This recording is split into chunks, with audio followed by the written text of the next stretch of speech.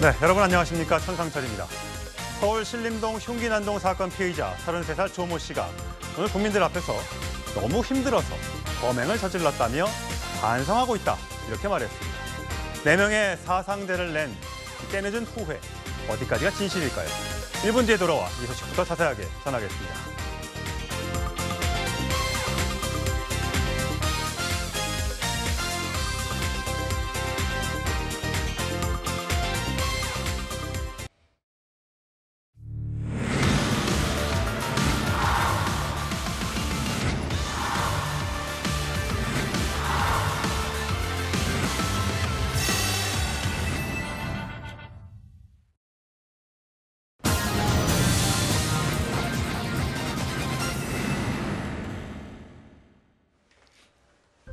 그제 오후 서울 신림동에서 발생한 흉기 난동 사건의 피의자 조모 씨가 오늘 구속됐습니다.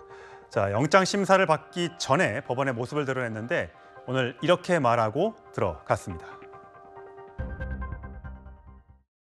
범행은 왜 저지른 겁니까? 너무 힘들어서 반성하고 있습니다. 그냥 저의 모든 게 예전부터 너무 안 좋은 상황에 있었던 게 제가 너무 잘못한 일인 것 같습니다. 저는 그냥 쓸모없는 사람이 죄송합니다. 자, 구자준 기자. 죄송하다는 말만 10번 넘게 한 것 같아요. 그러니까 경찰서를 나오면서 또 법원에 들어가기에 앞서서 기자들의 질문에 죄송하다는 말을 많이 했고 예전에 안 좋은 상황이 있어 너무나 잘못한 일 같다. 쓸모없는 사람이다. 이렇게 얘기를 했는데 구체적인 범행 동기나 또 유족에게 사과는 안 했죠? 그렇습니다. 제가 세보니까 경찰서에서 나올 때 그리고 법원 들어갈 때 법원에서 나올 때 합쳐서 18번 죄송하다고 언급을 했던데요. 사실 아까 오후 4시 40분쯤에 조 씨에 대한 구속 결과가 나왔습니다. 구속이 됐고요. 법원은 구속영장을 발부하면서 도망 염려를 이유로 들었습니다. 구속 기준을 판단하는 데는 여러 가지 기준이 있습니다만 동종 전과 유무도 기준이 되거든요.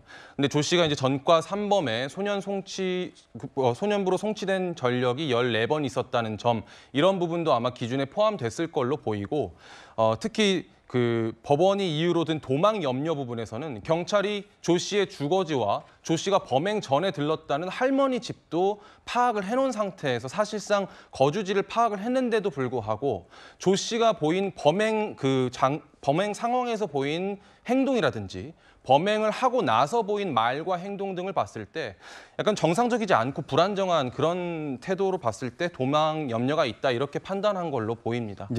김영남 전 의원님 검사 하셨으니까 소년범 14번이라는 거, 그러니까 전과 3범, 소년범으로 14번 송치했다는 건 어떤 의미입니까?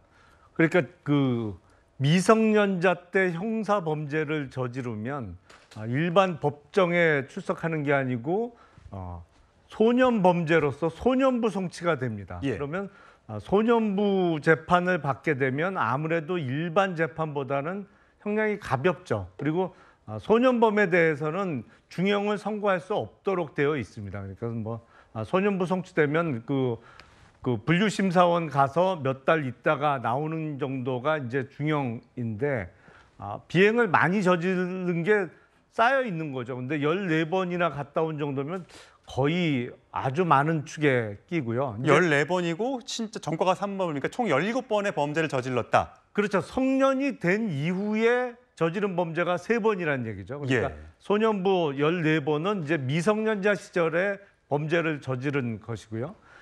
그 전에 보면 1980년도에 제정된 사회보호법이라는 게 있었습니다. 그래서 사회보호법에 의해서 보호감호나 치료감호가 선고되면 그게 아주 범죄인들에 대해서는 두려움의 대상이었는데 이게 2005년도 헌법재판소에서 위헌 결정이 돼서 지금은 폐지되어 있습니다. 물론 그 사회보호법 자체를 놓고도 그전에도 논란이 많이 있었습니다만 이렇게 범죄를 반복적으로 저지르는 사람에 대해서 우리 일반 국민, 사회를 어떻게 보호할 것이냐, 이거는 본격적으로 좀 고민을 해야 되는 상황이 아닌가 싶습니다.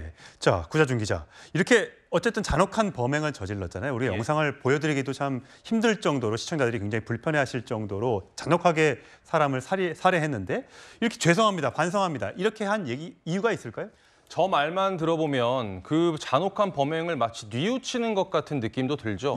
그래서 그 이유가 뭔지 궁금해서 저도 직접 전문가에게 물어봤습니다. 한번 들어보시죠. 전략적 판단이지 이 사람은 죄책감이 있다. 그래서 사이코패스가 아니다. 이건 전혀 아닌 것 같아요. 범죄 현장에서는 단 한 번의 죄책감이 느껴지지 않았어요. 그 피해자의 공감은 제로였어요. 오로지 사람을 죽여야겠다는 살인의 목적을 가지고 그 범죄를 실행하는 모습밖에 보이지 않았어요. 그러니까 전문가들은 조 씨가 사이코패스일 가능성을 높게 보고 있는 건데요. 사이코패스의 특징 중에 철저히 자기중심적이고 자신의 이익을 위해서 행동한다 이런 특징이 있거든요. 오늘 이 발언도 형량을 낮추기 위해서 전략적으로 행동한 것일 수 있기 때문에 저 발언 하나로 죄책감을 가지니까 사이코패스가 아닐 것이다 이렇게 판단하기는 이르다 이런 취지입니다. 그렇군요. 자, 한동훈 법무부 장관이 어제 이 신림동 흉기난동 현장을 방문했죠. 그러면서 사이코패스 범죄를 언급했는데 그 목소리 듣고 오시겠습니다. 돌아가신 분의 피해자 명도 그리고 유족께도 정부에 강요한 사람으로서 대단히 죄송하다는 말씀드립니다. 명백한 사이코패스 범죄를 보이고 사이코패스 범죄에 대한 대책을 세우고 예방하는 것도 국가의 책임이라고 생각합니다. 이번 사안 계기로 해가지고 저희가 이런 사이코패스 범죄를 예방하고 막을 수 있는 체계적인 방안을 좀 더 연구하고 준비하겠습니다. 자, 구자준 기자. 사이코패스를 한동훈 장관이 언급하긴 했습니다만 아직 검사를 한 건 아니죠? 이제 구속이 됐으니까 검사를 할 걸로 보입니다. 저희가 그래서 과거에 주요 흉악 피의자들의 사이코패스 점수를 좀 봤는데 구자준 기자가 설명을 좀 해주시죠. 일단 사이코패스 진단 검사는요 40점 만점으로 이루어집니다. 그 가운데 25점 이상이 되면 사이코패스로 간주를 하는데요. 우리나라에서는 유영철이 연쇄살인범 유영철이 38점으로 가장 높았고 그 뒤로 보험금을 노리고 남편을 살해한 이은혜, 미성년자를 성폭행한 조두순, 그리고 부산에서 또래를 살인한 정유정 등이 뒤를 이었습니다. 전문가들은 사이코패스를 판단하는 기준을 크게 4가지 정도로 나누는데요. 첫 번째로 대인관계입니다. 과도한 자존감, 그리고 병적인 거짓말, 남을 잘 속이고 조종한다. 이런 부분, 대인관계에서 사이코패스를 판단하는 기준이고요. 두 번째는 정서적인 측면입니다. 후회 혹은 죄책감이 결여돼 있고 공감 능력이 결여돼 있고 자신의 행동에 대한 책임감을 느끼지 못하는 점 이런 부분이 특징이고요. 세 번째는 생활 양식인데요. 기생하는 생활, 그리고 현실적이고 장기적인 목표가 없고 충동적인 것. 네 번째로는요, 반사회성인데요. 사회에 부적응하는 모습을 보이는 겁니다. 앞서 말씀드린 것처럼 조 씨는 일단 전과 3번 외에도 청소년 시절에 소년부로 송치됐던 전력이 14번이나 있습니다. 그러니까 반사회적인 행동을 보여줬던 그 전력이 있고요. 다른 부분도 진단검사를 통해서 밝혀지겠지만 전문가들은 조 씨의 잔혹한 범행을 볼 때 사이코패스일 가능성이 높은 것으로 보고 있습니다. 자, 지금 인터넷이나 SNS 상에서는 이 조 씨에 대한 여러 신상 정보들이 돌아다니고 있습니다. 나이부터 이름, 키, 살고 있는 곳, 과거에 일했던 전력 등등이 계속해서 나타나고 있는데 자, 이거는 아직까지 확인된 건 아닌 거죠? 그렇습니다. 온라인에서 조 씨의 지인이라는 사람이 어떤 일터에서 조 씨를 만난 적이 있다라고 하면서 글을 올린 게 있는데요. 여기에는 뭐 이혼을 했다던가 도박 빚이 있다던가 뭐 대림동 출신이다 이런 부분들이 나와 있는데 전부 제가 확인해 보니까 사실이 아니거나 아직 밝혀진 바가 없는 부분입니다. 예컨대 대림동 출신이라는 건 사실이 아니고요. 이혼을 했다거나 빚이 있다거나 이런 부분은 확인되지 않은 부분입니다. 빚 때문에 범행을 했다, 생활고로 범행을 했다 이런 범행 동기는 아직 조사를 더 해봐야 아는 부분이고요. 그래서 이제 신상 공개를 조 씨에 대한 신상 공개를 해라 이런 여론도 좀 들끓고 있는데요. 신상 공개에 대한 경찰이 판단을 하겠지만 규정을 거쳐서 경찰이 범죄가 수단이 잔혹하고 그리고 또 잠시만요. 범죄의 수단이 잔혹하고 그 피의자가 죄를 범했다고 믿을 만한 충분한 증거가 있고 공공의 이익을 위해서 필요하다 이렇게 판단을 하면 경찰이 공개 여부를 결정하고 그 뒤에 신상공개위원회에서 타당성 여부까지 결정하면 조 씨의 신상공개가 이루어질 걸로 보입니다. 자, 저희가 화면을 좀 모자이크 처리해서 보여드리고 있습니다만 워낙 흉악 범죄를 저지른 피의자라 이런 얘기가 나오고 있다는 점을 말씀드리면서 또 이런 흉악범에 대해서는 사형을 해야 되는 것 아니냐라는 또 주장도 나오고 있습니다. 우리나라에 물론 사형제도가 있습니다. 하지만 사형제도를 유지해야 되느냐, 없애야 되느냐 여러 가지 논란들이 있어 왔는데요. 한동훈 법무부 장관이 여기에 대해서 한 말이 있습니다. 들어보시죠. 100% 정답이 있는 문제는 아니라고 생각합니다. 그렇지만 법무부가 그동안에 흉악범으로부터의 국민 보호라든가 인권 보호라든가 이런 식의 여러 가지의 문제를 고려해서 사형제도에 대한 입장을 가지고 있었죠. 사형제도가 지금 엄연히 존재하는 상황이라면 지금 현재 헌법 시스템과 이 법 시스템에 맞게 절차적 이 제도를 구비하는 것은 필요한 거고요. 자, 김영남 전 의원님. 예. 우리나라에 사형제도 있습니다. 근데 실제로 사형은 집행된 거는 굉장히 오래됐잖아요.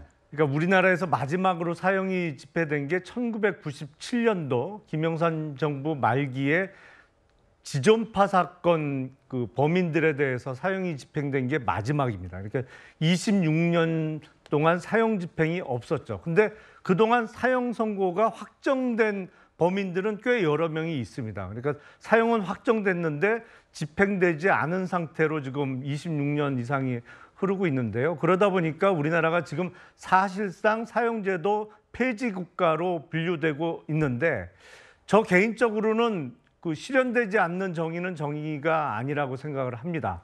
그래서 이게 집행을 하려면 법무부 장관이 결단하면 돼요. 그래서 저는 한동훈 장관이 저렇게 말씀하실 게 아니고 본인의 책무거든요. 그래서 법무부 장관의 결단이 필요한 시점 아닌가라는 생각이 듭니다. 네. 또 억울한 피해자가 나오면 안 되기 때문에 거기에 대한 신중한 집행이 필요하다는 말씀도 드리면서 저희가 한동훈 장관 소식으로 다시 또 넘어가 보도록 하겠는데 한동훈 장관이 아까 저희가 영상에서 보여드린 것처럼 신림동 이 흉기 난동 현장에 방문을 했습니다. 근데 요즘에 한동훈 장관이 여기저기서 많이 보이고 있습니다. 법무부 관련된 내용이 아니어도 그런 것 같은데 그 장면 저희가 모아봤습니다.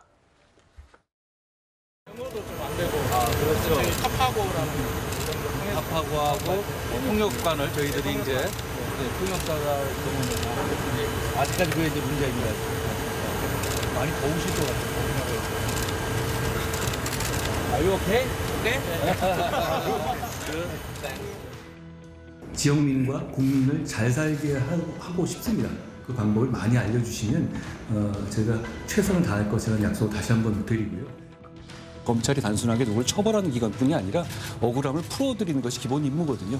감성적인 말을 앞세우는 것보다는 행동을 통해서 도와드리는 것이 더 필요하다고 생각합니다. 자, 김우식 실장님. 예. 요 저희가 이제 최근의 행보입니다. 지난 10일부터니까 불과 2주밖에 안 됐습니다. 전남도 가고, 그다음에 제주도 가고요. 또 이민 정책도 얘기하고, 또 기업인들도 만나고 여러 가지 얘기를 많이 하고 있는데 좀 법무부 장관과의 행보와는 좀 달라 보입니다. 그동안 이제 한동훈 장관이면 항상 뉴스를 이제 뿌리고 또 뉴스를 끌고 다니는 셀럽 같은 장관이잖아요. 그래서 많은 논란도 있고 화제가 됐습니다만 지금까지는 주로 했던 게 법무부 장관의 역할과 관련해서 여러 가지 발언들을 했다고 생각이 듭니다. 특히나 이제 국회에 출석하거나 그런데 행사에 갔을 때 기자들이 마이크를 대고 질문했을 때는 대부분 이제 법무부 장관으로서 사건과 관련된 거, 검찰의 수사와 관련된 거, 특히 야당 인사의 어떤 검찰 수사와 관련된 부분에 대해서 예컨대 불체포 특권이라든지 이재명 대표 사법 리스크라든지 이런 것에 대해서는 질문하면 그게 이제 법무부 장관의 역할과 관련된 거기 때문에 답변을 했고 그 답변이 아주 시원시원하게 또 논쟁적이기도 하고 그래서 정치적인 어떤 화제가 되기도 했는데 지금 앵커께서 말씀하신 것처럼 최근에는 좀 특별하게 지방 순회를 좀 했어요. 예. 전남 영암 조선소를 갔고 김영록 전남 유서를 만났고 제주 가서 특별 강연하고 제주 재심 수행단 격려하고 엊그제는 이제 신림동 그 흉기 난동 현장을 갔다 왔는데요. 저도 아직까지는 저 개인적인 생각입니다. 아직까지는 법무부 장관의 역할과 책임 권한 밖의 이야기는 저는 행동은 아니라고 생각합니다. 전남 영암 조선소도 아시다시피 지금 조선업계에 그 근로자가 없기 때문에 외국인 근로자가 많이 필요한데 그분들의 비자를 신청하는데 비자 그 조건을 완화시키기 위해서 방문을 했던 거고요. 김영덕 지사 같은 건 조금 애매합니다만 그 김영덕 지사가 법무부를 한번 방문한 적이 있어서 그에 대한 답방 차원에서 이제 전남도를 방문을 했고요. 4.3과 관련된 건 뭐 그건 법무부의 역할이니까 재심을 받고 청구하는 게. 그리고 이제 유일하게 제가 볼 때 장관의 역할을 좀 벗어난 건 제주포럼 강연입니다. 저건 이제 대한상공회의소 초청으로 한 건데 그렇죠? 예. 그 강의 내용이 법무부 장관과는 조금 벗어날 수 있는 건데 한국 현대사에 대한 전반적인 이야기. 이승만 전 대통령에 대한 칭찬. 그다음에 인식, 그다음에 지금의 대한민국의 현실을 보는 어떤 본인의 어떤 역사관, 미래관 이런 것들을 좀 담고 있는 것이어서 그건 제가 볼 때 법무부 장관 역할은 아니라고는 할 수 있지만 또 워낙 지금 유명한 사람이 돼버렸기 때문에 특별 강연에 가갖고 자신의 이야기를 소신 있게 이야기한 것 같아서요. 조금 더 보폭을 늘리고 있는 건 분명히 맞다. 그러나 아직까지는 이게 무슨 뭐 정치적 행보로 보는 건 아직은 좀 과도한 단계가 아닌가 싶습니다. 네, 이제 아까 김 실장님이 이해하셨던 것처럼 한동훈 장관은 취임 이후에 야당과 또 야당 의원들을 향해서는 이제 쓴소리를 참 많이 했었죠. 특히 이제 체포동의안을 국회에 가서 설명하는 과정에서는 여러 가지 강경한 발언을 내놓으면서 야당 의원들의 반발도 사고 그랬었는데, 자, 남 부원장이 생각하시기에는 어떠세요? 이게 정치를 하려고 하는 행보다 이렇게 판단을 하세요? 제 생각뿐만 아니라 많은 국민들이 이미 법무부 장관이 정치 행보를 하고 있다라고 느끼실 것 같습니다. 이번 일주일 새 전국 행보를 한 걸 보면 사실 대한민국이 하루 생활권이거든요. 근데 2박 3일 정도 수행원을 다 대동한 그런 지방 일정을 했던 법무부 장관이 없었습니다. 그런 점에서 차기 대권 주자로서의 그 자신의 위치를 더 공고하게 하기 위한 그런 일들을 수행하고 있는 것으로 보여지는데요. 굉장히 법무부 장관으로서는 이례적인 일입니다. 뭐 저희가 정치적이라고 판단하지 않는 게 이상할 것 같습니다. 예. 자, 지난해 9월에는 한동훈 장관이 신당역도 살해 현장에 가서 비공개로 또 그때는 갔었습니다. 그래서 국가가 피해자를 지키지 못해 안타깝게 생각한다 이렇게 얘기를 했었고요. 또 어제도 가서 사이코패스의 관리 감독을 방안을 고민해보겠다 또 이런 대안도 얘기를 했습니다. 사실 지금 행안부 행정안전부 장관이 공석입니다. 그렇기 때문에 경찰청장이나 또는 법무부 장관이 소관이 된다고 할 수 있을 텐데 어쨌든 가장 발빠르게 먼저 현장에 도착한 게 한동훈 법무부 장관이었습니다. 조금 전에 과연 이것이 정치적 행보냐 아니냐 갑론을박이 있을 수 있습니다만 본인은 이렇게 해명을 하고 있습니다. 들어보시죠. 총선 출마한다는 얘기가 좀 돌고 있던데. 제주에도 그런 얘기가 돕니다. 제가 하고 싶은 일이 굉장히 많습니다. 그리고 저는 지금 이런 일을 열심히 하기 위해서 최선을 다하고 있고 저는 법무부 장관으로서 지금 제가 하고 있는 일을 더 열심히 더 선의를 가지고 할 수 있도록 그냥 하루하루 노력하겠습니다. 네, 10명이 넘는 장관이 있는데 우리나라에 가장 많이 주목을 받고 있는 장관이 아닌가 싶어요. 저는 그 앞으로 정치적 행보 그리고 이제 내년 총선이 이제 코앞이기 때문에 출마할 거냐 말 거냐로 이제 수없이 많이 논란이 있었잖아요. 저는 한동훈 장관도 사실은 정치적 DNA가 흐르는 사람이라고 보여져요. 그래서 또 출마할 수 있는 충분한 우리 당의 자산이 되기도 하고 그렇지만 출마를 결심하고 실제로 그 실행에 옮기려면 본인의 뜻만 가지고 되는 게 아닙니다. 왜냐하면 윤석열 정부의 초대 법무장관으로서 대통령이 지명해서 올린 사람이고 그렇기 때문에 대통령의 일종의 승인과 허락 없이는 사실은 국무위원을 지금 박차고 나가서 총선을 준비하기 쉽지 않다. 예. 그래서 대통령과의 의견 조율이 가장 우선적인 그 관건이 될 것 같습니다. 만약에 윤석열 대통령 입장에서 법무부 장관뿐만 아니라 한동훈 장관은 계속 내각에서 필요로 한 사람이다 하면 사실은 내보내기 쉽지가 않죠. 예. 그래서 대통령의 관계가 있고 두 번째로는 출마를 하고 또 정치적 행보를 한다고 했을 때도 그것이 당에서의 역할이 또 보장이 돼야 됩니다. 그렇다고 한다면 그냥 검사장 출신으로 왔다가 최연소 법무장관이 됐다가 다시 당으로 온다고 했을 때 그냥 검사 출신과 장관을 해다가 당으로 오는 건 차원이 다른 거거든요. 그래서 정치판이 당에 왔을 때 자신의 룸과 그 행동의 반경이 있을지 그건 상당히 많은 부분의 정치적인 그 내용이 필요하기 때문에 예. 그런 것들의 공간이 열릴지는 앞으로 몇 개월 동안 전국의 진행 상황 또 당의 상황들 봤을 때 그 여러 가지 변수를 넣고 판단해야 될 것 같습니다. 네, 이 신림동 사건 본래의 얘기를 해보자면 이 묻지마 범죄라고 하지만 이게 가해자와 피해자 간의 직접적인 연관성만 없을 뿐 동기와 배경은 없다 이렇게 볼 수는 없을 것 같습니다. 가족의 해체라든지 지나친 경쟁, 승자 독식, 양극화 뭐 이런 게 누군가에게 쌓이고 쌓이면 약한 고리에서 폭발할 수 있는 만큼 이런 병폐를 치료할 수 있는 대책 마련이 좀 필요해 보입니다. 다음 주제는 수해 피해 소식입니다.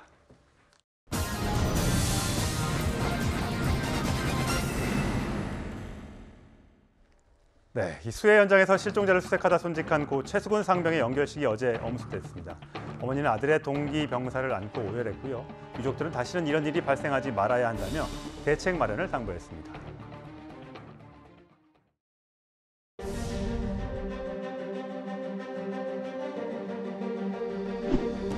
지켜주지 못함에 지휘관으로서 책임을 통감하며 유가족분들께 진심 어린 위로의 말씀을 드립니다. 모든 일에 앞장서서 일하던 너는 내가 봤던 그 누구보다 진정한 군인이었고 너가 60살까지 계획했던 꿈들 그곳에서 편하게 쉬면서 이루길 기도할게. 이번 사고를 계기로 수근이가 사랑했던 해병대에서 철저한 원인 규명을 통해 다시는 이같이 비통한 일들이 발생하지 않도록. 네, 수근이가 사랑했던 해병대, 이렇게 유족이 얘기를 했습니다.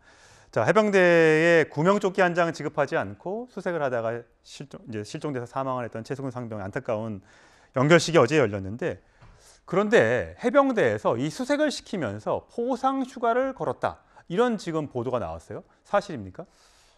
일단 해병대에서 해명을 한 바로는 포상 휴가를 줄 테니 맨몸 수색을 해라라고 이야기를 한 적은 없고, 예.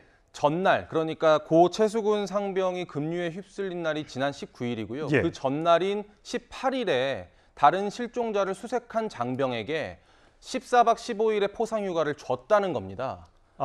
그러니까 결과적으로는 이제 그 휴가를 주고 나니 다른 장병들에게 수색 구조 작업을 더 뭐랄까요, 더 적극적으로 하게끔 하는 동료가 된 셈인데요.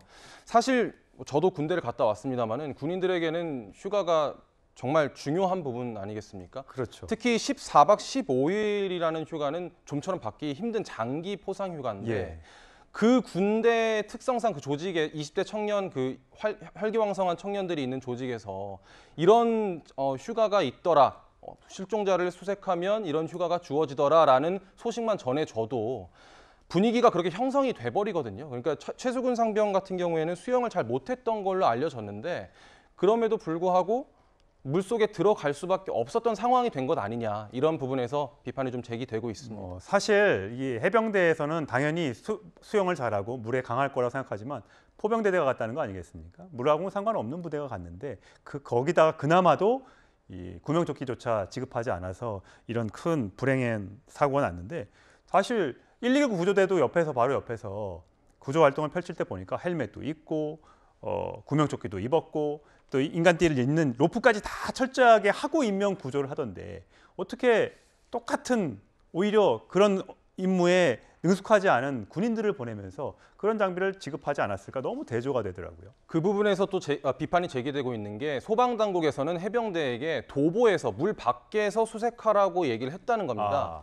그런데 그 맨몸으로 물속에 들어가라고 그런 협조를 구한 적은 없었다는 거죠. 예. 그런데 해병대에서 이런 14박 15일이라는 휴가가 이야기가 돌면서 장병들이 물속에 들어갔고, 결과적으로는 해병대 측에서 그걸 제지하지 않고 간부들이 뒤에서 뭐 허리 위로 올라가는 깊이로는 가지 마라, 이런 이야기만 했다고 하니까 그 부분이 비판받고 있는 것 같습니다. 지금 오른쪽에 보면 저게 119 구조대의 사진인데요. 빨간색 헬멧도 썼고요. 로프로 단단히 묶고 있고요. 구명조끼도 다 입고 있습니다. 저러니까 혹시라도 급류에 휘말리더라도 잡아줄 수 있는 거잖아요. 근데 해병대원들은 거의 드문드문 서서 저렇게 물속을 헤집고 다니면 위험할 수밖에 없죠. 또 누군가는 고무장화를 신었다는데 그 고무장화가 뻘에 빠지면 굉장히 또 위험하다고 하더라고요. 그런 부분도 좀 이번에 지적이 나온 만큼, 사실 우리 군인들이 이런 그 대형 재난 현장에 도입해서 산불도 끄고 또 인명수색도 하는데, 그렇게 동원되면 장비를 최대한 갖추고 안전하게 투입해야지만 되지 않겠느냐는 그런 생각을 해봅니다. 자, 이거 말고도 또 하나의 논란이 이 집중호우로 인명피해가 난 궁평 지하차도 참사 소식인데, 오늘 경찰이 기자회견을 했다고요? 어떤 내용입니까? 국무조정실에서 경찰이 그 궁평 2 지하차도로 출동을 하지 않았는데 출동한 것처럼 조작을 했다, 이렇게 감사 결과 나왔으니 검찰이 수사를 해달라, 이렇게 수사 의뢰를 한 게 있지 않습니까? 이 부분에 대해서 경찰이 사실상의 반박 기자회견을 한 겁니다. 출동을 했다. 그런데 잘못하는 것일 뿐이다. 결과적으로 요약하면은 그런데요. 이제 화면에 보시면은 지금 이게 이제 경찰이 공개한 블랙박스 영상입니다. 아, 경찰차에 달려있는 블랙박스? 그렇습니다. 오송 순찰차가 사고가 났던 지난 15일 오전 7시 10분부터 9시 21분까지 출동한 그 내역을 보여준 블랙박스인데요. 이 순찰차는요, 궁평 1교차로를 갔다가 지금 화면에 보면 궁평 2 지하차도 방면 이동 이렇게 돼 있네요. 예, 이게 아마 시간이 지금 몇 시로 나와 있는지 모르겠습니다. 8시 37분. 예. 57분이네요. 이미 저 시간은 그러네요. 사고가만 뒤죠. 아, 그러네요. 그러니까 순찰차가 도착한 거는 8시 56분쯤으로 지금 알려져 있는데요. 예.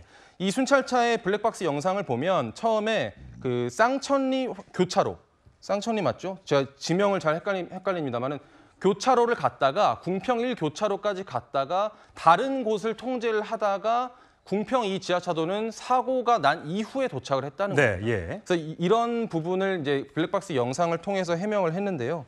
사실상 제가 평가하기로는 안 하느니만 못한 회견이었다 이렇게 평가할 수가 있겠습니다. 구자준 기자가 저렇게 평가한 이유가 있는데요. 오늘 충북경찰청 112 상황실에서 한 음성이 있습니다. 한번 들어보시죠. 그 상황실에서는 그럼 이 지하철을 특정했는데 실제로 갔는지 확인을 한 거예요? 무전 녹취록을 보시면 상황실도 근무자가 3명입니다. 계속 무전을 하고 지령을 내리고 이런 상황에서 그 확인을 했는지 안 했는지는 원칙은 확인을 하게 돼 있는 건 맞습니다. 어떤 위치를 보시면 알겠지만은 근처에 가면은 도착한 거로 생각할 수 있지 않습니까? 있었기 때문에 이 지하철로 간 걸로 확인했다 이렇게 보고 있는 거예요. 뭐 그거는 그분의 마음 속에 있는 부분이니까 제가 뭐라고는 답변을 못 드리겠습니다.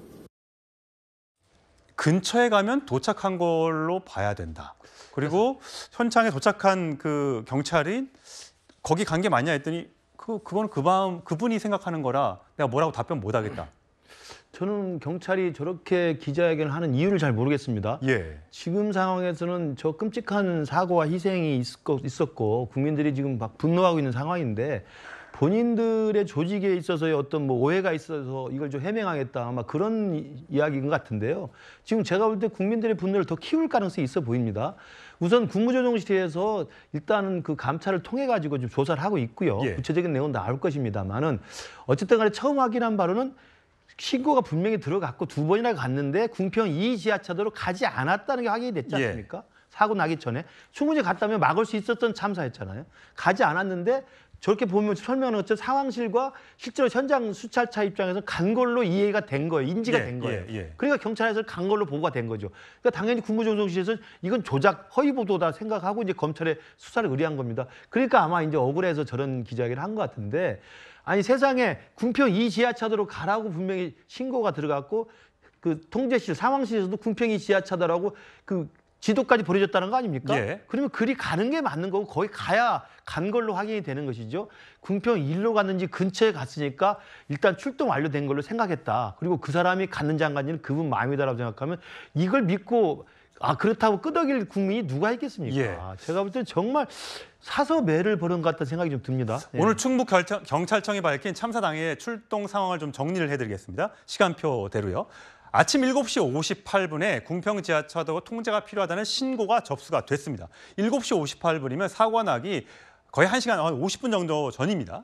그때 8시 8분에 순찰차가 궁평 1 지하차도를 경유해서 궁평 1 교차로로 도착을 합니다. 그리고 한 30분 지나서 궁평 2 지하차도에 침수 신고가 7번 이상 접수가 됩니다. 이미 이때는 침수가 시작되고 있는데 그때 순찰차가 2 지하차도 출발한 시간이 45분입니다. 이미 상황은 거의 끝나가고 있는 종료고요.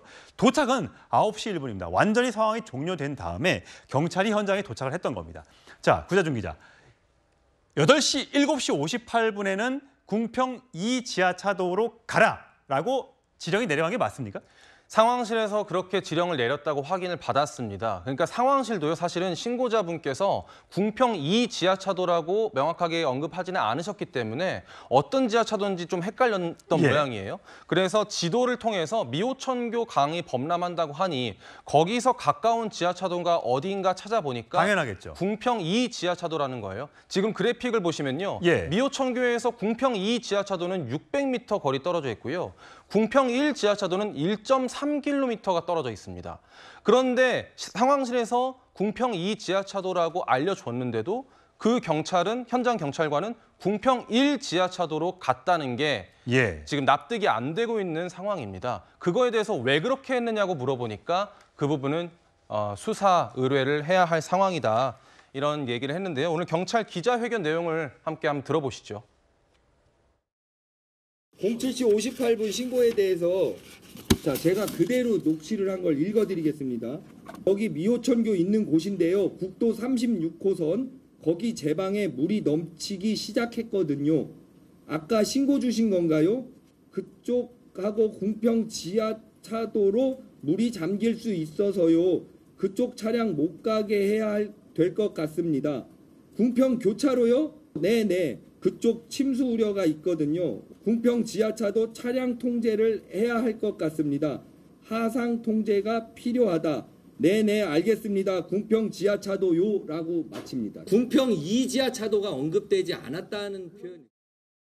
까지 이 지하차도가 언급되지 않았다. 이걸 강조하고 싶은 거군요. 예, 신고자가 궁평 2 지하차도라고 얘기를 명확하게 안 했다. 마치 신고자에게 책임을 떠넘기는 듯한 그런 발언을 해서 오늘 기자회견장이 참 많이 들끓었습니다. 예, 저런 기자회견을 왜 하는지 모르겠습니다.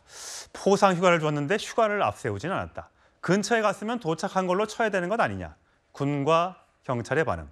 술은 마셨는데 음주운전 아니다가 뭐가 다른지 모르겠습니다. 자, 이젠 정치권 소식으로 가겠습니다.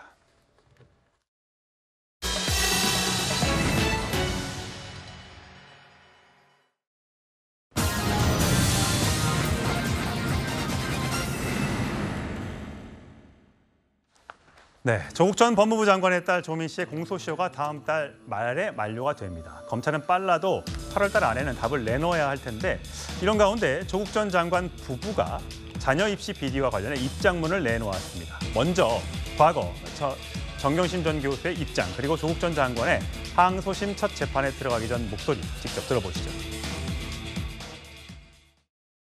신경한 말씀만 부탁드리겠습니다.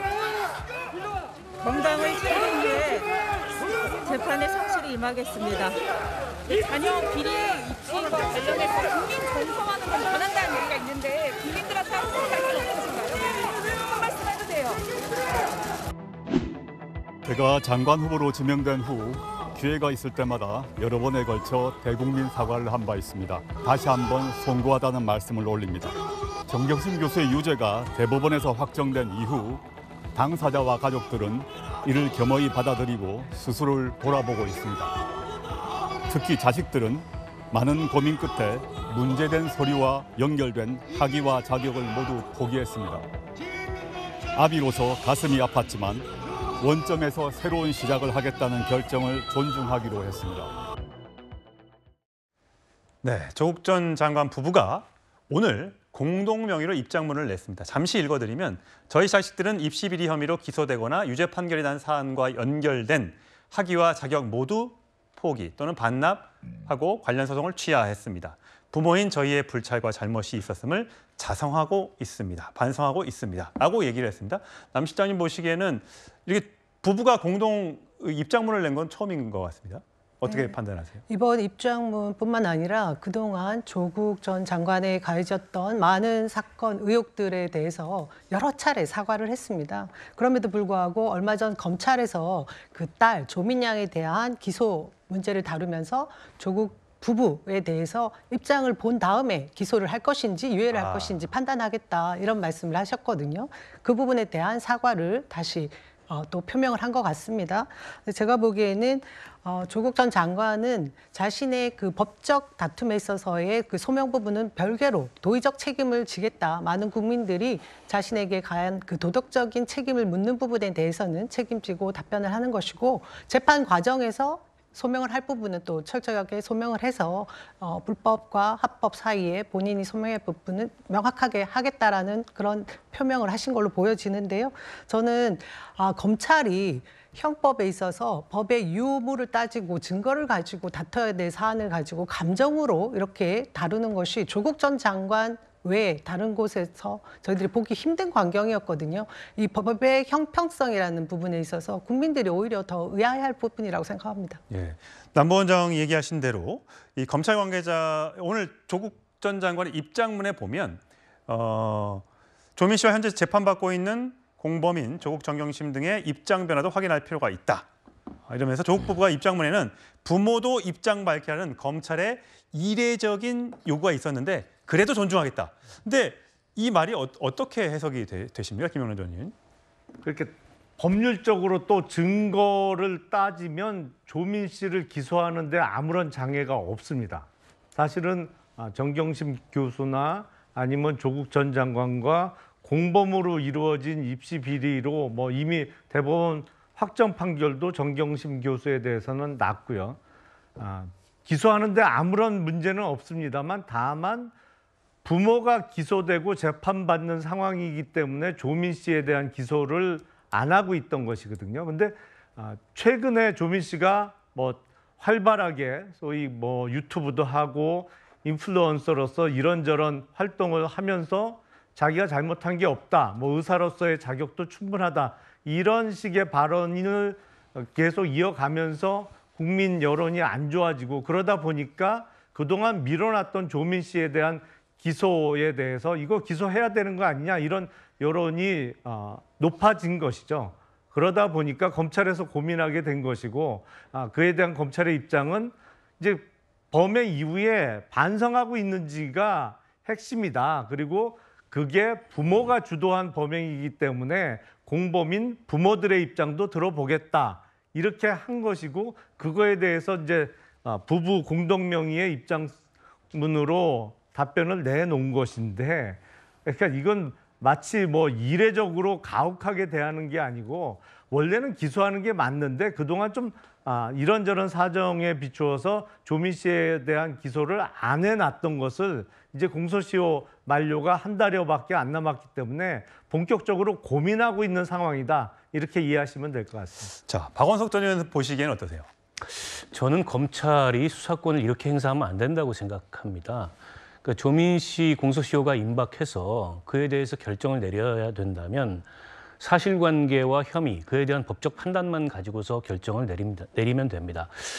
부모가 재판을 받고 있고 부모가 기소된 것에 대해서 정상 참작을 한다면 그 자체에 대해서 정상 참작을 하면 되는데, 지금 상황은 뭐냐면 결국엔 조국 정경심 두 부부의 자백을 이 조민 씨에 대한 신병 처분을 걸고 검찰이 요구를 하고 있는 거고, 더 나아가서 법적인 자백을 넘어 정치적 굴복을 요구하고 있는 거거든요. 근데 늘 검찰은 법과 원칙에 따라서 수사하고 판단한다고 얘기하지만 지금 검찰이 이 조국 가족을 향해서 보이고 있는 모습은 법과 원칙 그 이상의 그런 모습을 보이고 있다고 생각을 해요. 과거에 윤석열 대통령이 특검팀에 그 박근혜 국정농단 사건 특검팀에 차출됐을 때 기자들의 질문에 그런 얘기를 했습니다. 이 수사권 가지고 보복하면 그게 깡패지 검사냐. 저는 지금 검찰이 보이고 있는 모습이 과연 당시 윤석열 대통령의 그런 언급에 비추어서 어떠한지 검찰 스스로 한번 돌아봤으면 좋겠습니다. 예, 과연 조국 전 장관 부부의 오늘 입장문이 어떤 정치적 의도를 가지고 했는지 여기에 대한 아마 관심도 많으실 텐데, 곧 8.15 광복절이 다가옵니다. 광복절에는 보통 이제 대통령의 특사가 있게 마련인데 혹시 그것과도 연관 지을 수 있을까요? 글쎄요, 뭐 부부 공동명의 입장문 나온 게 굉장히 이례적인 모습이죠. 그리고 이제 우선적으로는 아마 이제 곧 다가올 그 조민 씨 자녀의 아마 이 기소 여부에 대해서 관심이 있기 때문에 그게 가장 큰 이유고 그 부분을 고려해서 아마 입장문을 낸 것으로 보이는데, 지금 앵커께서 질문하신 것처럼 또 8.15 특사까지 생각해서 했다고 한다면 좀 너무 지나치게 계산적일 수 있겠죠. 그러지는 않을 거라고 생각하고요. 그리고 아마 지금 8.15 특사에서 특별사면을 대상으로서 정경심 교수가 포함될 가능성은 높아 보이지 않습니다. 제 개인적으로 생각했을 때 국민적인 감정이나 이런 걸 생각해 보면. 그래서 저는 이번에 나온 조국 부부의 이 입장문은 단순히 그냥 우선적으로 조민 씨의 기소 여부를 벗어나기 위해서 검찰 측에서 흘러나온 이야기가 입장을 확인할 필요가 있다라는 그런 이야기가 있었기 때문에 그에 대해 화답하는 의미인 것 같은데요. 저는 이제 평가가 있을 수 있을 것 같습니다. 박원석 의원처럼 이제 검찰이 좀 심하다고 생각할 수 있는데요. 저도 검찰이 입장을 확인할 필요가 있다라는 말을 검찰 관계자 말로 언론에 낼 필요는 없었다고 생각합니다. 그냥 8월 말까지 공소시효 만료니까 정확하게 원칙에 따라서 판단하면 될 일인데 저를 포함해서 국민들의 대다수는 저 사람들이 반성하고 있는 게 맞느냐에 대해서는 전부 의구심을 가지고 있어요. 조민 씨 행보를 보십시오. 저게 반성하는 태도인지. 모든 법은요. 반성과 개전의 정이 있을 때 관용을 베풀 수 있다고 생각합니다. 그런데 반성의 기미가 전혀 없는 상황에서 어떻게 그걸 그냥 없던 일로 하고 넘어갈 수 있겠습니까?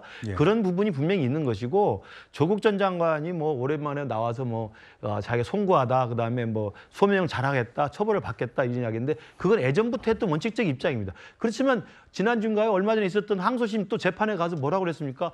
생업에 바빠가지고 제가 그때 딸의 입시 관련해서 제가 알지 못한다. 또 발뺌을 했어요. 그러니까 검찰은 다 보고 있다고 생각하고 국민들도 보고 있습니다. 과연 그런 부부 가족들에게 무슨 법에 그 관용을 베풀어서 기소를 포기하라는 이야기를 할 수 있겠습니까? 조국 부부의 저 입장으로는 다분히 그런 것들을 고려한 것이지 굉장히 정치적인 의도를 가지고 있다고 생각해요. 특사와 관련해서는 민주당 일부에서 이런 의견이 있다는 거 저희가 목소리로 준비했습니다. 지난주에 제가 면회를 하고 왔어요. 조국 장관하고 같이 이제 다녀왔는데 걷지를 못하고 휠체어를 타고서 면회 온 모습이 참 너무나 안타까웠어요. 이 정도로 한 집안을 절단 냈으면은 뭐가 더 남았겠어요. 이 정도면은 대통령께서 정말 결단을 내리셔서 인도적 차원에서 강보적 특사가 좀 이루어졌으면 그런 바람이고요. 남보자님, 안민석 의원의 얘기인데 이게 민주당의 공식 입장입니까? 공식 입장이라고 말씀드리기는 어려운데요. 저는 그 인도적인 차원에서 가석방 요건이 채워진 형기를 70% 이상 채운 정경심 전 교수의 그 가석방이라도 허가를 해야 되는데 그것이 이루어지지 않으니 8.15 특사 때라도 선처를 베풀어 달라는 안민석 의원의 개인적인 의견이라고 봅니다. 근데 아까 김근식 교수님이 얘기하셨는데 우리 사회에서 조국 전 장관에게 가해졌던 그런 가족 전체의 이 멸문지와 같은 정치 검찰의 행태가 있었던 적이 있는지 이전에 유례가 있는지에 대해서 한번 따져보고 싶은데요. 지금 최초 법무부 장관으로 임명될 때 가해졌던 의혹은 사모펀드였습니다. 근데 이후에 지금 형기를 채우고 있는 것은 자녀 입시 비리 아니겠습니까? 그것도 표창장 위조라고 하는 부분에 있어서 징역 4년형을 선고받고 지금 건강이 굉장히 좋지 않은 상태에도 불구하고 형기를 거의 다 채우고 있는 상황입니다. 이것을 보고 검찰이 제대로 형평성에 맞게 검찰의 수사권 기소권을 하고 처리하고 했다라고 말하기에는 너무 어려울 것 같고요. 이 가혹한 조국 부부에 대한 이 법적 잣대는 이후에도 역사적 심판을 받을 것이라고 저는 생각합니다. 김원환 주님. 근데 제 기억에 의하면 조국 전 장관에 대해서 처음으로 일어났던 의혹은 장학금 문제였죠. 조민 씨가 부산 의전원에 다니면서 성적이 매우 안 좋은데 장학금을 계속 받았다. 거기부터 의혹이 불거지면서 입시 비리로 번져 나갔던 것이고 그 중간에 이제 사모펀드 관련된 문제 제기가 일어났기 때문에 사모펀드에서 시작해서 엉뚱한 수사로 이어졌던 건 전혀 아닌 것으로 저는 기억하고 있습니다. 사모펀드 일부 혐의에 대해서는 혐의를 무죄 판결이 났습니다만 또 여러 가지 또 다른 이유로 기소가 되고 거기에 대한 또 처벌을 받고 있다는 점 다시 말씀드리면서 하다 보니까 이게 저희 광복절 특사 얘기를 별로 못해서 마지막에 좀 소개를 해드리겠습니다. 광복절 특사 사면으로 검토되고 있는 이름이 오르내리고 있는 물론 아직까지 결정된 건 아무것도 없습니다만 김태우 전 구청장의 사면을 요청하는 목소리가 국민의힘 쪽에서 나오고 있고요. 김경수 전 경남지사와 정경심 전 교수의 사면. 김경수 전 지사는 이제 복권 문제가 지금 야권에서 거론되고 있다는 점. 이 점은 물론 법무부를 통해서 윤석열 대통령이 최종 결재를 하겠습니다만 아직 좀 시간이 남아서 아직까지 설익은 얘기라는 거 제가 정리하면서 다음 주로 넘어가겠습니다.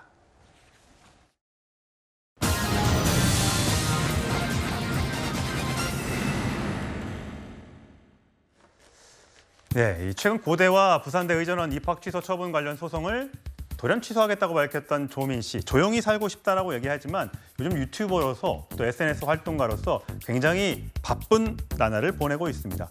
수재민을 위해서 기부를 했다면서 인증샷을 또 공개를 했는데 제가 잘 보이시나 모르겠네요. 재해구호협회에 보낸 금액 100만 원 이렇게 해서 2023년 7월 19일 날 밤 9시 40분에 조민 씨가 송금한 내역이 저렇게 올라왔습니다. 사실 조민 씨가 유튜버를 하니까 많은 그 구독자와 또 지지자들이 있어서 저런 부분들을 공유하고 이런 것들은 또 보기 좋고요. 또 수해를 당한 이재민들에게 또 이렇게 쾌척 100만 원이라는 거액을 또 쾌척했다는 점에선 굉장히 이례적이고 또 사람들에게는 또 관심을 끌 수 있는데 이게 자꾸만 이런 것들이 활동가가 좋은 거든 또 아니면 또 일상적인 것든 이 활동하다 보니까 계속 회자가 되고 또 좋아하는 사람은 좋아하지만 또 반대하는 사람들은 왜 저렇게 또 활동을 너무 많이 하느냐 이렇게 자꾸만 보고 있는 것 같아요. 그 지금 조민 씨에 대한 법적 판단이 마무리되지는 않았습니다만 그렇죠. 예. 어쨌든 법적 판단이 내려진다 하더라도 자연인 조민은 남은 인생을 살아야 됩니다. 그리고 아직 젊은 나이이기 때문에 지금 뭐 본인을 포함해서 가족 전체가 세간의 관심의 대상이 돼 있고 일거수일투족이 다 주목받고 있기 때문에 뭘 해도 이게 사람들의 입길에 오르게 되는데 지금 조민 씨가 예를 들어서 SNS를 하거나 유튜브를 하는 것 자체가 부적절한 행동이라고 보기는 어렵습니다. 예. 다만 거기서 지금 논란이 되고 있는 본인과 가족의 법적 혐의에 대해서 세간의 여론이나 또 법의 판단과는 다른 얘기를 한다면 그에 대해서는 비판이나 비난이 따를 수 있겠죠. 때문에 저는 조민 씨를 포함해서 조국 전 장관 가족의 잘못은 잘못대로 그러나 그분들도 우리 사회의 구성원이고 또 자기 인생들을 살아가야 되기 때문에 그에 대해서는 그것대로 인정을 해줘야지 언제까지 사실은 저분들을 그 조국 사태에 그런 시선으로 붙잡고 있어야 되겠는가. 특히 조민 씨 같은 경우에는 본인의 문제도 있지만 대부분 지금 어쨌든 논란의 대상에 오른 게 그 부모들의 잘못으로 인해서 논란의 대상에 올랐는데 그걸 가지고 조민 씨가 남은 인생을 포기하거나 정치적 금치산자로 살아야 되는 건 아니지 않습니까? 때로는 세간의 지나친 관심이 저는 저런 분들한테 오히려 이제 도움이 안 되고 오히려 그게 큰 짐이 될 수도 있다 이런 생각이 듭니다. 네, 유튜버 활동을 하다 보니까 워낙 그 또 관심 있는 또 조국 전 장관의 지지자들이 많이 모이면서 또 슈퍼챗을 또 보내는 분들도 많이 계신가 봐요. 그래서 최근에 올린 영상이 집에서 일하면서 공부하고 재택하는 사실 그냥 대단한 게 아니라 일상적인 얘기를 2시간짜리 분량의 영상을 찍어서 올렸는데 여기에 슈퍼챗이 한 970만, 1000만 원 가까이 모였습니다. 그러니까 이 사람들이 볼 때 이 돈을 물론 유튜버를 활동한다는 게 이익을 창출하는 목적도 있겠습니다만 이러니까 100만 원을 기부하고 970만 원을 모으고 이런 것도 연관됐다고 하고 비판하는 사람들은 또 비판하더라고요. 그렇죠. 그러니까 지금 박원석 의원 말에 제가 일부 동의해요. 그러니까 저분도 저분의 삶이 있으니까 인생을 살아야죠. 그러면 조국 전 장관의 아들은 조용하잖아요. 그분이 일상 살잖아요. 저렇게 안 삽니다. 그러니까 조민 씨는 제가 볼 때 예전에 입시 비리 처음 터져 나왔을 때는 김어준 씨 방송에 가가지고 제가 뭐 의사가 안 되면 다시 또 40의 의사를 하면 됩니다. 저는 차라리 그러면 그 약속한 대로 의사 공부를 처음부터 다시 시작하든가. 약속을 했으니까 30의 의사가 안 되면 40에 되면 됩니다. 근데 덤덤하게 이야기했지 않습니까? 자기는 아무 죄가 없다, 걸릴 게 없다 이야기하면서 그러면 그렇게 약속을 지키면서 의사로서 공부를 하면서 정말 조용히 계시면서 공부를 하는 게 낫고 지금 하는 행동은 아까 박원석 의원께서 너무 많은 관심을 보여주면 안 된다. 근데 관심 우리가 보이는 게 아니라 관심을 끌고 있잖아요. 그러니까 원인 제공이 지금 조민 씨라고 생각합니다. 그러면 저는 그 남동생도 있고 그러니 정말 부모님이 한 분은 지금 감옥에 계시고 한 분은 지금 실형 2년 나와서 2심 재판 받고 있고 그리고 본인은 그 의사 면허까지 다 취소돼서 고졸이 됐잖아요. 그러면 본인의 일상의 삶은 영이 돼야 되지만 저렇게 관심을 끌면서 유명한 셀럽 유튜버가 돼가지고 정말 저렇게 뭐 슈퍼챗 하는 것도 뭐 보는 사람에 따라서는 또 고깝게 생각할 수 있지 않겠습니까? 그런 행동을 하는 것 자체가 관심을 무리하게 끌고 있는 거예요. 저는 많은 사람들이 조국 전 장관 사건이기 때문에 정치적인 그 생각에 따라서 관심을 막 주고 또 지지를 보내고 비난하고 이게 문제가 아니라 본인이 관심을 끄는 과도한 행동을 하지 말았으면 좋겠다. 그렇게 제가 정말 부탁의 말씀을 드립니다. 예, 조민 씨 얘기까지 짚어봤고요. 다음 주제로 하겠습니다.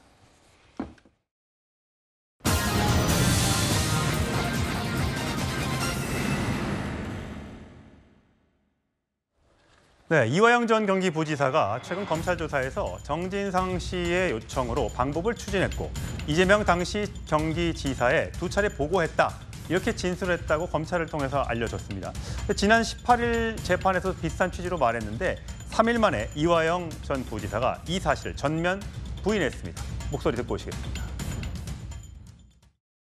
이재명 도지사의 오른팔이다. 라고 볼 수 있겠습니다. 오른팔이 아니라 지금 파트너 아닙니까? 그럼 같이 그렇지 뭐 거의 그렇죠. 파트너로 봤죠. 부지사였으면은 진짜 높으신 분이네. 아니 낮습니다. 저희는 계약직입니다. 계약직. 이재명 대표와 측근으로 알고 있는데요. 이재명 대표와 뭐 관련 있는 사건입니까? 네. 혹시 그 법인카드 받아가지고 이용했다는 혐의 인정하십니까? 혹시 뭐 지속적으로 선물 받았다는 혐의도 인정하시나요? 한 말씀만 부탁드릴게요. 혹시 오해를 잘 설명할게요. 자, 진술 3일 만에 부인한 이화영 부지사. 회유 정황이 있다는 보도가 있었습니다. 보도입니다. 최근 경기도 의용이 모처에서 당이 최대한 돕겠다라고 이재명 대표의 측근 의원이 가서 얘기를 했고 민주당에 탄원서를 제출하겠다. 남편 면회한다며 이화영 부지사의 부인이. 그러고 나서 이제 옥중에 자필 편지가 공개됐는데 요청한 적이 없다. 이재명 대표는 몰랐다. 이렇게 얘기를 하고 있습니다. 남 원장님 어떻게 보셨어요? 지금까지 언론 보도를 보면 마치 이화영 전 부지사가 진술을 번복한 것처럼 보여지는데 제가 들은 내용은 애초부터 지금까지 단 한 번도 자신의 진술을 번복한 적이 없다라고 알고 있습니다. 그러니까 쌍방울이 대북 송금한 것에 대해서 쌍방울이 알아서 한 것이고 쌍방울의 이익을 위해서 한 것이고 방북을 위해서 300만 불 정도 이재명 지사를 위해서 쓴 돈이라고 마치 그것을 이재명 지사도 알고 있는 것처럼 이야기한 부분이 그러니까 처음엔 사실과 부인했고 다르다. 나중엔 그랬다라고 한 것도 아니다. 전혀 아니다. 왜냐하면 실제로 이화영 전 부지사가 얘기하기 전에 검찰발 언론 보도가 나왔었거든요. 제가 이 부분을 보면서 저희 민주당에서 지금 이번 정권 들어온 이후에 기승전, 이재명, 뭐 사법 리스크 이렇게 당대표 사퇴 그리고 뭐 구속 뭐 이런 얘기까지 계속 이어지지 않습니까? 그런 점에서 검찰 독재 정권이라는 이야기를 저희가 하고 있고요. 대책위원회까지 마련해 있습니다. 그런 상황에서 이번 방북, 대북 송금과 관련해서 이제 지난번 대장동 뭐 400몇 억에 대한 저수지 건이 제대로 잘 풀리지 않다 보니까 새로운 건을 가지고 다시 이재명 대표에게 가혹한 그런 의혹들을 제기하고 있는 상황에서 검찰이 만들어낸 저희는 창작 소설이다 이렇게 보고 있는 거죠. 창작 소설이다. 자, 국민의힘에선 곧바로 비판을 했습니다. 들어보시죠. 이화영 전 경기부지사의 강요된 옥중 방탄, 이재명 대표 측과 뒷거래, 국민적 의혹 일파만파 커지고 있습니다. 이화영 전 경기부지사의 진술 번복은 이재명 대표 측과 뒷거래를 한 것이 아니냐는 국민적 의혹을 사면서 강요된 옥중 방탄이라는 지적이 나오고 있습니다. 이재명의 사법 리스크는 회유, 번복, 조작으로 결코 가릴 수 없을 것입니다. 이 대표는 본인이 말한 대로 모든 사법 절차에 당당하고 솔직하게 임하기 바랍니다. 자, 이재명 대표는 쌍방울 대북 송금 의혹과 관련해 검찰이 또 신작 소설을 냈다 이렇게 맹비판했죠. 그 목소리 듣고 오시겠습니다. 대표님 방북 추진했다고 진술했는데 어떻게 보세요? 정권의 지지율이 많이 떨어진 것 같습니다. 또 신작 소설이 나오는 걸 보니까. 그런데 아마 저번 변호사비 대납 소설 망했지 않습니까? 아마 이번 방북 관련된 소설도 스토리 라인이 너무 엉망이라 잘 안 팔릴 것 같습니다. 그 쌍방울 관련해서 대표님 빼고 전부 다 혐의를 인정했는데 이것도 검찰이 조작한 거라고 보십니까? 대표님 8월 영장 청구서를 나오는데 기존에 견지하신 그 불체포 특권 포기 입장 계속 유지하고 있다고 봅니까? 자, 김우식 김기현 대표가 국민의힘 대표가 SNS에 이렇게 올렸어요. 범죄 궁합이 기가 막히다 이렇게 올렸어요. 그러니까 이화영 부지사하고 이제 이재명 당시 지사죠. 두 분 사이에 지금 뭐 범죄 궁합을 김기현 대표가 그 온라인 SNS에 올렸던데요. 저는 이건 뭐 간단하다고 생각을 해요. 그러니까 며칠 사이에 번복된 진술이 나왔다가 다시 또 이게 번복되는 지금 우여곡절 겪었는데 25일로 알고 있습니다. 내일 모레인데 25일에 이 대북송금 관련 재판이 열립니다. 재판에 이화영 부지사가 출두를 하고요. 거기에서 검찰이 질문을 할 겁니다. 그러면 이화영 지사가 그 번복된 진술에 대해서 아주 자유로운 입장에서 굉장히 자율적으로 임의적으로 진술할 내용이 분명히 있을 거라고 생각이 듭니다. 그리고 일각에서 최초에 이제 그 방송국 그 단독 보도로 이게 진술이 번복돼서 그 300만 불에 대한 방북 비용 대납한 것을 사전 사후에 보고했다라는 진술 번복의 기사가 났을 때 민주당 쪽에서는 이게 피해 사실 공표라고 고발까지 했어요. 근데 제가 알기로는 그 취재했던 취재원들이나 취재 기자들의 이야기를 들어보면 제가 알기로는 그 검찰에서 흘린 게 아니고요. 전적으로 이건 검찰이 새롭게 이화영 지사로부터 취득한 진술을 재판부에 제출한 겁니다. 그러니까 재판부에 이렇게 변경된 진술이 있습니다라고 제출한 거예요. 그러니까 검찰도 하도 피해사실 공표라고 민주당에 매번 고발을 하니까 재판부에 자료를 제출한 거니까 그럼 재판부에 제출된 새로운 진술 자료는 각 피고인들의 그 변호인들에게 다 열람이 되게 돼 있어요. 그러니까 당연히 그 피고인 열람 쪽에서 흘러나왔던 이야기를 아주 열심히 뛰는 기자가 취재한 걸 거예요. 저는 그렇게 듣고 있습니다. 그러니까 전혀 피해사실 공표가 아니고 검찰은 아주 자신감을 가지고 그 진술이 새로 바뀐 내용에 대해서 재판부에 새로운 진술입니다라고 제출했던 내용이라는 말씀을 드리고요. 25일 날 재판정에서 새로운 이야기 나오는 걸 들어보시면 되고 결국은 이재명 지사와 이화영 부지사 사이에 둘 사이에 이 대북 사업과 관련해서는 둘 사이에 누가 가로막을 사람이 누가 있습니까? 이화영 부지사 보고 대북 사업을 하고 평화부지사라는 새로운 직책을 만들어서 임명을 한 거 아닙니까? 그럼 북한 관련된 사업은 이화영 지사가 실무를 맡아서 하는 것이고 그러면 경기도지사인 당시 이재명 지사에게 보고를 안 할 수가 없는 게 부지사죠. 부지사가 지사에게 맡은 역할에 대해서 자신이 하는 일을 지사에게 결제 안 받고 하는 사람이 어디 있습니까? 저는 이 내용은 뻔한 내용이기 때문에 저는 아마 백일화에 드러날 거라고 생각합니다. 지금 이재명 대표는 선거법 위반 혐의로 고 김문기 사무처장을 모른다는 이유로 재판을 받고 있고요. 대장동 관련해서 기소가 된 상태고 아직 쌍방울 혐의와 관련해서는 조사를 받거나 아직 재판에 넘겨지지 않은 상태입니다. 추가적인 이미 선거법 위반 관련해서는 불체포특권 체포동의안이 넘어왔습니다만 그게 기각이 됐었는데 그 이후에 이재명 대표가 다음번에 또 체포동의안이 넘어오면 난 그 불체포특권 포기하겠다 이렇게 언급한 적이 있습니다. 그 목소리 듣고 오시겠습니다. 저를 겨냥해서 300번도 넘게 압수수색을 해온 검찰이 전 현직 공직자들을 이재명을 다시 포트라인에 세우고 체포동의안으로 민주당의 갈등과 균열을 노리는 것인가 그렇게 생각합니다. 저에 대한 정치 수사에 대해서 불체포 권리를 포기하겠습니다.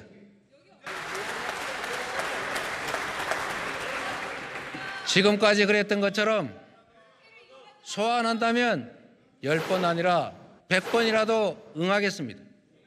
구속영장을 청구하면 제 발로 출석해서 영장 실질 심사 받고 검찰의 무도함을 밝히겠습니다. 박원석 전 의원님, 지금 검찰의 여러 가지 수사가 진행 중인 걸 볼 때 추가 구속영장 청구 가능성이 제기가 되고 있는데 이재명 대표가 이렇게 얘기를 했기 때문에 그 약속이 지켜질 걸로 보십니까? 어떻습니까? 일단 국회 본회의장에서 개인이 그 교섭단체 대표 연설을 하면서 저런 이제 정치적 약속을 했는데 상황이 저때 예상했던 것과 다르게 전개된다 그래서 저 약속을 거둬들이긴 좀 어려울 거라고 봅니다.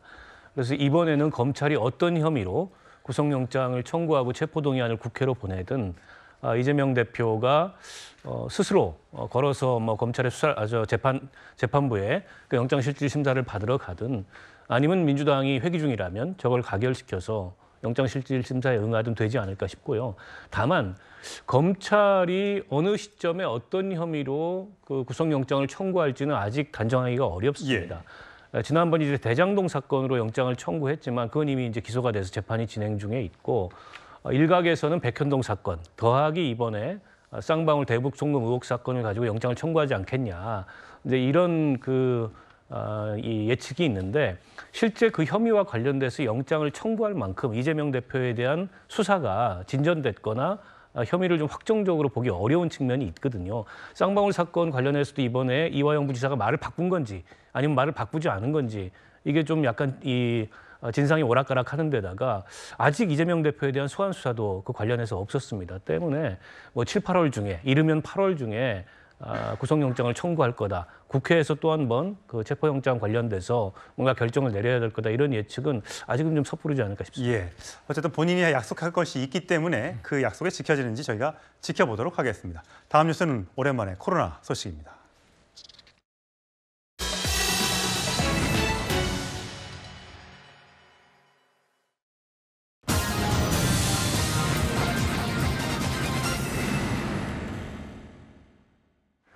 네, 이번 뉴스는 최장 유행을 기록하고 있는 독감 또 코로나 소식입니다. 옛날에 여름 감기는 개도 안 걸린다 뭐 이런 얘기도 있었는데 이 옛말이 됐습니다. 지독하게 아프고 또 오래 간다는 요즘 독감 얘기인데요. 문제는 독감뿐만이 아닙니다. 제가 그래픽을 보면서 좀 설명을 좀 드리겠습니다. 자, 코로나. 요즘에 코로나를 질병청에서 집계도 잘 안 하고 일주일에 한 번씩 집계를 해서 수치가 업데이트가 좀 느리다는 말씀을 좀 드리면서 소개를 해드리겠습니다.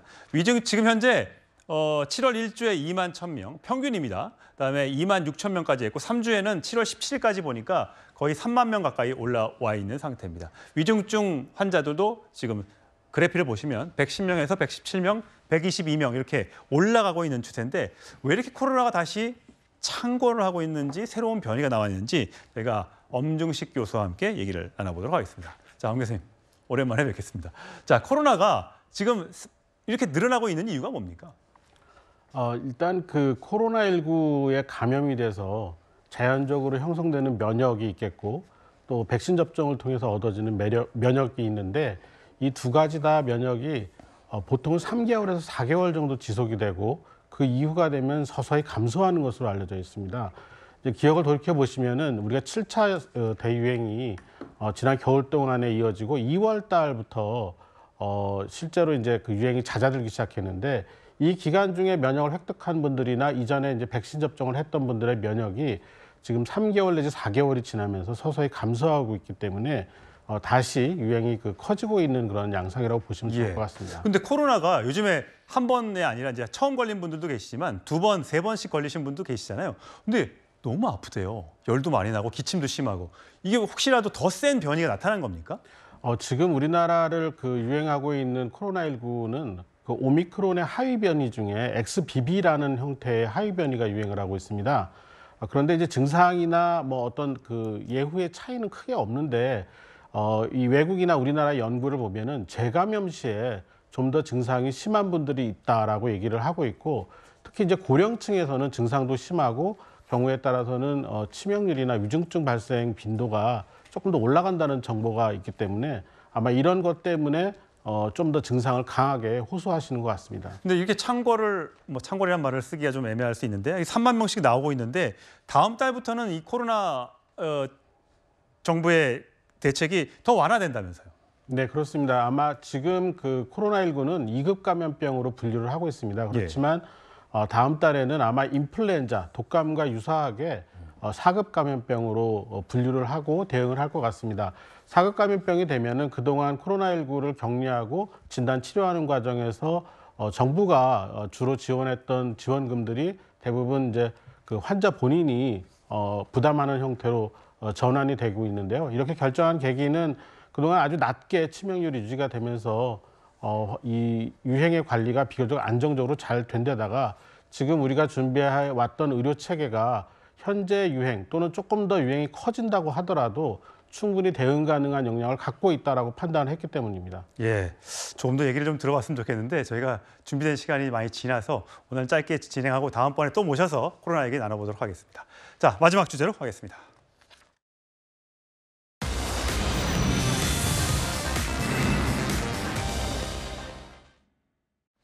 네, 이 가수 임영웅 씨가 사회복지공동모금회 팬클럽 영웅시대 이름으로 2억 원을 기부했습니다. 수재의원금으로 써달라고요. 본인 이름도 아닌 팬클럽 이름으로 말입니다.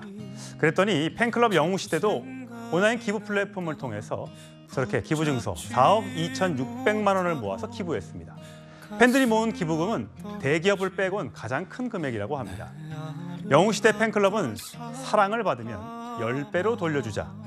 이 임영웅 씨의 가치관을 이어받아서 실천하고 있다고 말하고 있습니다. 영웅시대는 기부뿐만 아니라 이 쪽방촌 봉사활동, 좀 화면에 보이시는 이런 봉사활동도 직접 가서 많이 하고 있습니다. 지난번에 임영웅 씨가 축구 경기 시축제로 나서기도 했는데 그 장면 한번 보고 오시죠. 영웅시대 오늘 이 자리에 오셔서 너무 감사합니다. 현행 FC 서울 예, 이 경기 매질은 당연하고요. 이 원래 영웅시대 상징색이 하늘색인데 그게 마침 상대방 팀의 상징색이어서 그 복장도 안 입었다고 합니다. 그리고 끝까지 경기를 관람했고 청소를 하고 그런 성숙한 관람 문화를 팬클럽이 보여주었습니다. 그런데요, 이 정치권의 극단적 지지층 때문에 논란이 많죠. 상대방을 헐뜯고 배제하고 뭐 이런 뺄셈의 정치를 하고 있는데 이런 게 아닌 좀 남을 포용하고 봉사를 통해 좀 사랑을 실천하는 모습, 이런 영웅시대의 모습, 이런 게 정말 선한 영향력, 팬덤의 진짜 모습이 아닐까 싶습니다. 네, 뉴스톱10 마치겠습니다. 이어지는 뉴스데이도 많은 시청 바랍니다. 저는 다음 주 토요일 5시 40분에 뵙겠습니다. 고맙습니다.